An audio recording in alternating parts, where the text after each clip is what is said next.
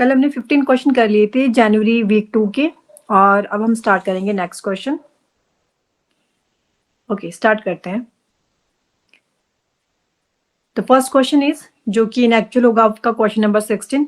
वैसे मैं सोचती हूँ कि एक चीज मैंने सोची है कि हम ना स्टार्टिंग जैसे 15 क्वेश्चन हमने किए होते हैं उनको एक बार रिवाइज कर लिया करेंगे क्लास स्टार्ट होने से पहले, जब तक सब नहीं आ जाए। अभी आ गए हैं तो स्टार्ट कर लेते हैं, कल से देखते हैं ऐसे करेंगे। Okay, Which two beaches in Kerala have recently been awarded the prestigious Blue Flag certification? Kerala के दो बीचेस हैं जिन्हें रिसेंटली दिया गया है ब्लू फ्लैग सर्टिफिकेशन। ये जो ब्लू फ्लैग सर्टिफिकेशन है ये दिया जाता है कि कौन से बीचेस कितने अच्छे हैं, कितने क्लीन है, वहां पे आपको जाना चाहिए कि जाने लायक हैं या नहीं है, उस बेस पे। तो ये बन चुके हैं आपके केरल के दो बीच जिन्हें ब्लू फ्लैग सर्टिफिकेशन दिया गया है, और ये दिया जाता है डेनमार्क के द्वारा। तो ये हैं आपके कौन से दो बीचेस, कपड़ एंड चल या चाल। तो आप क्या कर रहे हो, आप बोल रहे हो कि चलो ना हम केरला चलते हैं, केरला में हम क्या करेंगे, आप बोले चल कपड़े धोते हैं, चल कपड़े धोते हैं। कहाँ धोने हैं, बीचेस पे धोने हैं। कहाँ पे धोने, केरला के बीचेस पे धोने हैं। तो आप बोले चल कपड़ा धो, तो चल कपड़ा धोते हैं। तो चाल और कापड़, तो दो बन गया आपकी केरला के दो बीचेस जिन्हें दिया गया है blue flag certification. Kerala's famed Kapad Beach in Kozhikode and Chal Beach in Kannur have been bestowed with the coveted Blue Flag certification by Denmark Waste Foundation for Environmental Education.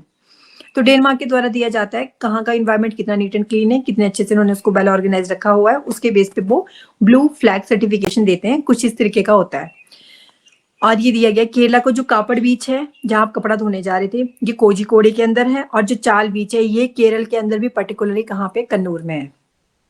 The scenic Kapad and Chal beaches have emerged as models of responsible tourism by the implementing eco-friendly initiatives, besides ensuring a hygienic and safe milieu for visitors on par with global standards. कि अच्छा है वहां पे, obvious सी बात है, अगर किसी beaches को ब्लू फ्लैग सर्टिफिकेशन मिल रहा है तो इट मीन्स कि वो वहां का एनवायरनमेंट अच्छा है, तो ऑटोमेटिकली क्या होगा, लोग वहां पे जाएंगे, टूरिज्म को बढ़ावा मिलेगा। FEE foundation for environmental education gives the award to beaches. जो फी है वो क्या करता है, जो ऐसे बीचेस होते हैं उनको क्या करता है, अवार्ड देता है, या फिर marinas and boating operators which meet 33 criteria that also include sustainable and safety practices. तो उनको क्या करते हैं, उनको अवार्ड भी दिए जाते हैं जो ऐसे बीचेस होते हैं जो अपने आप को क्लीन वगैरह रखते हैं। अबाउट ब्लू फ्लैग बीचेस, थोड़ा सा इसके बारे में समझ लेते हैं। The other Indian beaches in the blue list are, कुछ और भी हैं जिनको दिया गया है, तो उसमें से है आपका शिवराजपुर गुजरात, घोगला दीव, मतलब कि शिवराजपुर जो है आपका बीच है ये कहाँ पे है, गुजरात के अंदर है। घोगला कहाँ पे है, दीव में। ये घोगला बड़ी बार पूछा जाता है, अगर आपको याद होगा हमने घोगला बीच से रिलेटेड ना एक न्यूज पढ़ी थी जुलाई के अंदर। अब वो आपको मैंने होमवर्क दिया है कि आपने देखना है कि क्या न्यूज पढ़ी थी हमने, बड़ी इंपॉर्टेंट न्यूज पढ़ी थी हमने घोगला से। तो शिवराजपुर गुजरात के अंदर है, घोगला दीव के अंदर है, कासरकोड और पादुविदरी कर्नाटका के अंदर है, कापड़ और केरला के अंदर है, और ऋषिकोंडा आंध्र प्रदेश, गोल्डन उड़ीसा के अंदर, राधानगर अंडमान और निकोबार आइलैंड के अंदर है, और कोवलम इन तमिलनाडु, एंड ईडन है आपका पुडुचेरी के अंदर। ये कुछ बीचेस है जिनको मिला हुआ है। तो ना एक आपने इसको रीड कर लेना है, क्योंकि कभी कभी होता है कि मान लो आपसे करंट वाले बच्चों को ज्यादातर पता होते हैं तो वो आपसे ना कुछ और पूछ लिए जाएंगे कि बताइए कि और कौन से हैं जिनको दिया है ब्लू फ्लैग सर्टिफिकेशन। तो ध्यान रखना है, एक तो घोगला बहुत फेमस है, शिवराजपुर भी फेमस है, और उसके बाद आपका ये पुडुचेरी का ईडन बीच बहुत फेमस है, अंडमान निकोबार का राधानगर बहुत फेमस है। तो एक रीड आपने इसको दे देनी है। फिर उसके बाद आपका आ गया Minicoy Thundi beach and Kadmat beach located in Lakshadweep blue flag certification. तो ये भी है मिनिकॉय थुंडी बीच और Kadmat beach. The Blue Flag program was started in France in 1985 and in areas out of Europe in 2001. Starting इसकी हुई थी ब्लू फ्लैग प्रोग्राम की फ्रांस के अंदर, कब हुई थी, 1985 के अंदर हुई थी। बाद में धीरे धीरे आउट ऑफ यूरोप मतलब कि और जगह पे भी हुआ 2001 से। ये प्रमोट करता है कि सस्टेनेबल डेवलपमेंट होनी चाहिए fresh water and marine areas में थ्रू 4 मेन क्राइटेरिया। 4 क्राइटेरिया है जिसके अकॉर्डिंग क्या होने चाहिए, आपकी ये चीजें क्लीन होनी चाहिए। तो वो 4 मेन क्राइटेरिया कौन होते हैं, जिसके बेस पे ये असेसमेंट की जाती है और फिर ब्लू फ्लैग सर्टिफिकेट दिया जाता है। तो एक तो वहाँ की वाटर क्वालिटी अच्छी होनी चाहिए। वाटर क्वालिटी कब अच्छी होगी? जब आपका एनवायरनमेंट अच्छा होगा, एनवायरमेंटल मैनेजमेंट अच्छी होगी, वहाँ पे कोई पॉल्यूशन नहीं होगा, एनवायरमेंटल एजुकेशन होगी और सेफ्टी के वहाँ पे क्या होगी, अगर आप उस बीच पे जा रहे हो और कुछ मिस हैपनिंग हो जाती है तो वहाँ पे इंतजाम तो होने चाहिए ना उस बीच के ऊपर, कि अगर वहाँ पे लोग जा रहे हैं, टूरिज्म जा रहा है, उधर टूरिस्ट लोग जा रहे हैं, टूरिज्म को बढ़ावा मिल रहा है, फॉर एग्जाम्पल गोवा के ही बीच होते हैं, तो वहां पे फिर सेफ्टी के भी क्या होने चाहिए, उतने चांसेस होने चाहिए, अगर कोई मिस हैपनिंग होती है तो ऑन द स्पॉट आपको क्या मिल सके, सेफ्टी के आपकी इक्विपमेंट मिल सके या फिर आपको फैसिलिटी प्रोवाइड हो। साथ ही वहाँ का इन्वायरमेंट अच्छा होना चाहिए और वाटर की क्वालिटी भी अच्छी होनी चाहिए। ऐसा नहीं है कि आप गोवा के बीच पे गए हो या किसी भी बीच पे गए और वहाँ की वाटर क्वालिटी बहुत गंदी है, तो वो सब मैनेज करना किसका काम होता है? स्टेट गवर्नमेंट का काम है, और जहाँ पे भी जो बीच के लिए जो अथॉरिटी दी हुई है उनका काम होता है। तो जो वो बहुत अच्छे से रखेगा तो हम लोग भी चाहेंगे ना कि हम ऐसी जगह जाए जो अच्छा क्लीन हो, तो फिर उसे दिया जाता है ब्लू फ्लैग सर्टिफिकेशन। अब हमें पता लग गया, अगर मुझे केरल में घूमने जाना होगा तो मैं तो बोलूंगी इन दो जगह पे चलते हैं, ये दो बीचेस बहुत अच्छे हैं। चाल कपड़ा धोते हैं केरला में जाके, तो चाल से हो गया चाल और कपड़ा से हो गया कपड़, तो तीन दो बीचेस हैं जो जिनको अभी हाल ही में ब्लू फ्लैग सर्टिफिकेशन मिला है। और ये दिया जाता है डेनमार्क के द्वारा, जो कि एक नॉन प्रॉफिट फाउंडेशन है आपकी for environmental education, and it is awarded annually to beaches and marinas, जो मरीनाज होते हैं आपकी और जो बीचेस होते हैं उनको दिया जाता है ये फी मेंबर कंट्रीज के द्वारा अवार्ड भी दिया जाता है इनको। एंड 48 कंट्रीज करंटली पार्टिसिपेट है इस प्रोग्राम के अंदर, और 5042 beaches, मरीनाज and boards have this certification, तो उन्हें भी दिए गए हैं ये सर्टिफिकेट। ओके, नेक्स्ट क्वेश्चन करते हैं। Who won the women's under-17 title at the British Junior Open 2025 squash tournament? आपसे पूछा जा रहा है कि किन्होंने अभी हाल ही में अंडर 17 टाइटल जीता है ब्रिटिश जूनियर ओपन 2025 का स्क्वैश टूर्नामेंट। तो ये हैं आपकी अनाहत सिंह, और ये बहुत यंग एज में बन चुकी हैं। तो अनाहत सिंह जी को क्या दिया गया है आपका, एक सेकंड है ना, एक सेकंड देना मुझे। ओके, ठीक है।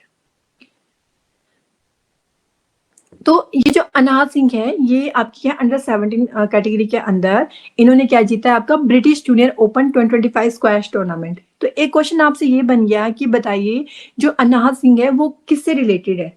तो वो क्या खेलती है? वो स्क्वैश, तो स्क्वैश टूर्नामेंट जीता है इन्होंने। Anahat Singh clinches under 17 girls single title at the British junior open, और ये है Anahat Singh. India's Anahat Singh defeated Egypt Malika Alkazkiz for the women's under-17 title at the British Junior Open 2025 squash tournament in Birmingham. तो Birmingham के अंदर UK में आपका Birmingham, तो UK Birmingham के अंदर आपका ये पूरा का पूरा स्क्वैश टूर्नामेंट चल रहा था जिसमें हमारी अनाहत सिंह जीत गई हैं और उन्होंने इजिप्ट की मलिका को हराया है। This marked Anahat's third British Junior Open title after 2019 and 2023. तो इससे पहले भी ये जीत चुकी हैं, 2019 में पहली बार जीती थी ये, 2023 में जीती हैं और अभी इन्होंने 2025 का भी स्क्वैश टूर्नामेंट क्या है जीत लिया है आपका ब्रिटिश जूनियर ओपन। इंपॉर्टेंट है ये, न्यूज में रहती है क्योंकि बहुत कम एज में इन्होंने अपने करियर की शुरुआत कर ली थी और अच्छे अच्छे मतलब आपके वो भी जीते थे इन्होंने ब्रिटिश जूनियर ओपन टाइटल। मात्र इन्होंने मतलब 2019 में भी जीत लिया था, 2023 में भी जीत लिया था। Anahat cleans the Western India Slam in Mumbai in December, and the list also includes the JSW Wellington, Little Masters, the Hamdard Squash। ये रखना होगा या तो रख सकते हो आप, बट एक बार इसको रीड कर लेना। The Hamdard squashers, northern slam and Chennai and Kolkata legs of the HCL squash tour. The teenager also successfully defended her Indian senior and junior national title in 2024 and broke into the top 100 of the women's PSA ranking for the first time. तो ये teenager एक आप देख रहे हो कि under 17 के अंदर ये आती हैं, तो इतना अच्छा इनका पूरा करियर का वो रहा और इन्होंने क्या किया, सक्सेसफुली इन्होंने डिफेंड किया अपने इंडिया का इनका सीनियर और जूनियर जो नेशनल टाइटन होते हैं उनको भी इन्होंने बहुत अच्छे से डिफेंड किया, मतलब कि अपने एक अच्छी इन्होंने प्रस्तुति दी। और चाहे आप सीनियर्स की बात करो चाहे जूनियर की बात करो, सीनियर्स में अलग है लेकिन ये जूनियर कैटेगरी के अंदर आती हैं तो उसमें बहुत अच्छे से रहा। और इन्होंने क्या किया, जो टॉप 100 जो वीमेन पीएसए रैंकिंग होती है उसमें इन्होंने क्या किया, अपना नाम दर्ज किया। तो टॉप 100 में ये कौन से नंबर पे आती हैं, ये आती हैं 82nd। तो she is currently world number 82 in the senior ranking. तो सीनियर रैंकिंग में आ रही है, कौन सी रैंकिंग में आ रही है, 82 में। तो है ये कुछ मतलब अंडर 17 में, लेकिन ये आपकी सीनियर रैंकिंग में भी आ चुकी है, मतलब इन्होंने इतना अच्छा रैंक हासिल किया है कि 82 नंबर पे आ गई है पूरे ग्लोबल लेवल पे। Okay, next question. Consider the following statements regarding the logistics ease across different states. Leads 2024 report. Leads 2024 report मतलब कि जो आपका logistics ease across different state है, भारत के अंदर जितने भी आपके स्टेट्स हैं, यूटीज हैं, उनकी क्या की जाती है, कैटेगराइज किया जाता है उनको डिफरेंट डिफरेंट, वो कितना वहाँ का अच्छी कैटेगरी में, वो कितने अच्छे से वहाँ पे परफॉर्मेंस है ऑल ओवर, तो उसके बेस पे उनकी रैंकिंग होती है। तो उसी से रिलेटेड आपको स्टेटमेंट दिए हैं, आपने बतानी है कौन सी करेक्ट है कौन सी इनकरेक्ट है। तो करेक्ट कौन सी है वो बताना है। फर्स्ट है Chandigarh and Delhi are categorised as achievers in the UT group, कि आपको पता है चंडीगढ़ दिल्ली दोनों कैसी आपकी यूटी हैं। टोटल यूटी कितनी है इस टाइम हमारे इंडिया के अंदर? 8 है। 8 में से 4 आपकी कैसी है, लैंड लॉक्ड है, और उसके बाद 8 कैसी 4 के कितनी है आपकी, एक सेकंड है ना, मैं ऐसे बता देती हूँ। ठीक है, टोटल कितनी है, 8 है। 8 में से 4 हमारी लैंड लॉक्ड है, मतलब कि जो बिल्कुल आपकी अंदर लैंड लॉक्ड है। फॉर एग्जाम्पल एक तो चंडीगढ़ होगी, दिल्ली होगी, JNK हो गया, और दूसरी होगी आपकी लद्दाख। तो ये 4 है आपकी लैंड लॉक्ड। उसी तरीके से जो 4 है ये कैसी है आपकी, ये मतलब आपकी कोस्टल रीजन के साथ क्या करती है, वाटर के साथ क्या करती है, वाटर बॉडी के अंदर है। For example Lakshadweep, Puducherry, Dadar Nagar and Daman Diu, जिसको अब कंबाइन कर दिया गया है, और 4th आ गई आपकी अंडमान एंड निकोबार। तो ये चारों आपको दिखती हैं पानी में, और ये है आपकी लैंडलॉक्ड। तो चंडीगढ़ दिल्ली इसको कैटेगराइज किया गया है अचीवर कैटेगरी के अंदर। तो ये स्टेटमेंट बिल्कुल करेक्ट है, ये अचीवर कैटेगरी के अंदर ही आई है चंडीगढ़ और दिल्ली। और Manipur is an aspirer in the north eastern group. अब आपको पता है नॉर्थ ईस्ट में हमारे कितने आती हैं, टोटल 7। ये वाला जो पार्ट है इंडिया का, यहाँ पे कितनी आती है आपकी, 7 सिस्टर्स आती हैं। तो उसमें से जो मणिपुर है वो आ रही है आपकी नॉर्थ ईस्टर्न ग्रुप के अंदर, किसमें, एस्पायरर की कैटेगरी में। आपको पता है मणिपुर में क्राइसिस चले हुए हैं काफी टाइम से, यहाँ की हालत ठीक नहीं है। तो ठीक है, ये स्टेटमेंट भी बिल्कुल करेक्ट है। Union minister of commerce and industry release the logistic ease across different state 2024 report in New Delhi. तो न्यू दिल्ली के अंदर ये रिपोर्ट इन्होंने पूरी दी, जिसके बेस पे इन्होंने रैंकिंग बताई है किसकी क्या रही है। और ये लीड्स की रिपोर्ट का कौन सा एडिशन था, 6th एडिशन था। 5 एडिशन उन्होंने पहले दिए हैं, अभी कौन सा एडिशन था, 6th एडिशन था। It was conceived on the lines of the logistics performance index of the world bank in 2018 by the department of for promotion of industry and internal trade, DPIIT, ministry of commerce and industry. और ये evaluate करते हैं logistic performance को। 4 की pillars होते हैं, जैसे कि हमने देखा था ना ब्लू फ्लैग सर्टिफिकेशन, उसमें एनवायरनमेंट को देखा जा रहा था, क्या वाटर वहां का क्लीन है कि नहीं है, ये सब चीजें देखी जा रही थी। उसके बेस पे उसको असेस किया जा रहा था और उसको ब्लू फ्लैग सर्टिफिकेशन दिया जा रहा था। अब ये जो आपके स्टेट्स और यूटी हैं, इनकी रैंकिंग भी होगी, तो उसके लिए कुछ तो पैरामीटर्स होंगे, कुछ तो पिलर्स होंगे जिनको असेस किया जाएगा, उसकी परफॉर्मेंस देखी जाएगी, जिसके बेस में इनकी रैंकिंग होगी।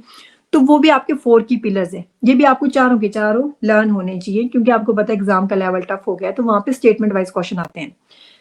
लॉजिस्टिक इंफ्रास्ट्रक्चर ये देखा जाता है, लॉजिस्टिक सर्विसेज देखी जाती हैं, ऑपरेटिंग एंड रेगुलेटरी एनवायरनमेंट देखा जाता है, and the newly introduce sustainable logistics देखी जाती हैं। इन 4 की बेस के ऊपर क्या किया जाता है, पूरा का पूरा ये परफॉर्मेंस देखी जाती है। लॉजिस्टिक वर्ड आपने याद रखना है, लीड्स की फुल फॉर्म में ही लॉजिस्टिक आ जाता है। It highlights initiatives undertaken by various states and UT across the identified pillars. ये जो पिलर्स है उनके बेस के ऊपर इनकी पूरी की जाती है, रैंकिंग की जाती है। की हाइलाइट्स देख लेते हैं। अब इन्होंने बताया कोस्टल ग्रुप। कोस्टल ग्रुप क्या है, देखिए आपको पता है ये हमारा प्यारा भारत है। भारत का ये वाला इंडिया का जो पार्ट है आपका, ये कैसा होता है, वाटर बॉडी से होता है, मतलब कि टच है, कोस्टल रीजन है। यहाँ पे आपका सबसे पहले आ जाता है गुजरात वाला रीजन, फिर आपका आता है, मतलब टोटल कितनी हमारे स्टेट है जो कोस्टल बॉडी के साथ क्या करते हैं, आपका मतलब वाटर बॉडी के साथ क्या करते हैं, बॉर्डर बनाते हैं। तो आपके कोस्टल स्टेट है हमारे 9, गुजरात है, देन आपका महाराष्ट्र है, देन आपका गोवा है, देन कर्नाटका है, देन केरल है, देन तमिलनाडु है, and Andhra Pradesh, then Odisha, then West Bengal. 1 2 3 4 5 6 7 8 9 हो गए टोटल आपकी। अब इसमें से बता रहे हैं कि अचीवर कैटेगरी में कौन है। तो अचीवर कैटेगरी में आपका है गुजरात, देन है आपका कर्नाटक, देन है आपका महाराष्ट्र, ओडिशा एंड तमिलनाडु। तो ये 5 बोले गए हैं कि ये अच्छा कर रहे हैं, अच्छा परफॉर्म कर रहे हैं, तो ये अचीवर कैटेगरी के अंदर है। फास्ट मूवर जो तेजी के साथ ग्रो कर रहे हैं, तो वो कौन बताया है आपका, वो है आंध्र प्रदेश और गोवा। तो ये आंध्र प्रदेश और गोवा वाला रीजन, ये क्या कर रहे हैं, मतलब कि अच्छी प्रोग्रेस दे रहे हैं, धीरे धीरे मूव कर रहे हैं।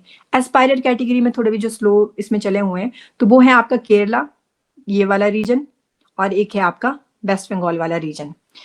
Waste Bengal land locked group, ठीक है, लैंड लॉक्ड ग्रुप यहाँ पे ना गलती से ये टाइप हो गया, इसको काट देना। अब हम देखेंगे कोस्टल ग्रुप देख लिया हमने, ये 9 के 9 आपको कोस्टल क्या होने चाहिए, लैंड होने चाहिए। तो एस्पायरर कैटेगरी में हो गया आपका केरल और वेस्ट बंगाल, फास्ट मूवर में हो गया आंध्र प्रदेश और गोवा, और अचीवर की कैटेगरी में हो गया गुजरात। गुजरात तो ऐसे भी आपने याद रखना, आपने देखो हमने ना अभी इतना करंट अफेयर कर लिया है, जुलाई का हमने पूरा मंथ कर लिया है, अगस्त के भी हमने 2 वीक कर लिए है, उसके बाद अभी हमारा जनवरी का 2nd वीक चला हुआ है। तो उसमें हमने गुजरात की कितनी सारी न्यूज पढ़ ली, हमने लोथल के बारे में पढ़ा, उसके बाद हमने वहां पे जो आपका नेशनल हेरिटेज जो म्यूजियम बनने जा रहा है, जो वर्ल्ड का सबसे बड़ा बन जाएगा म्यूजियम कॉम्प्लेक्स जो बनेगा, तो बहुत सारी न्यूज पढ़ी हमने गुजरात की।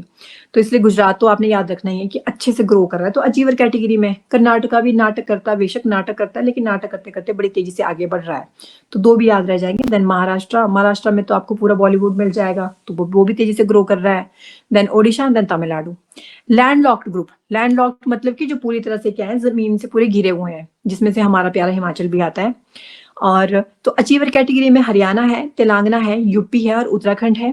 फास्ट मूवर कैटेगरी में बिहार है, हिमाचल प्रदेश है, मध्य प्रदेश है, पंजाब है और राजस्थान है। और एस्पायरर कैटेगरी में आता है आपका छत्तीसगढ़ और झारखंड। अब हमें पता, हम लैंडलॉक्ड ग्रुप के अंदर आते हैं, तो जो भी हरियाणा से हैं वो हरियाणा वाला याद रखें कि वो कौन से कैटेगरी में आते हैं, तेलंगाना वाले तेलंगाना का याद रखें, मतलब अपने अपने स्टेट का सब याद रखें। हिमाचल वाले याद रखेंगे कि लैंडलॉक्ड ग्रुप के अंदर हम लोग कौन सी कैटेगरी में आते हैं, फास्ट मूवर। हम अभी अचीव नहीं किया है, लेकिन हम फास्टली क्या कर रहे हैं, मूव कर रहे हैं, उसकी तरफ, अपने गोल की तरफ जा रहे हैं। तो हिमाचल प्रदेश आता है फास्ट मूवर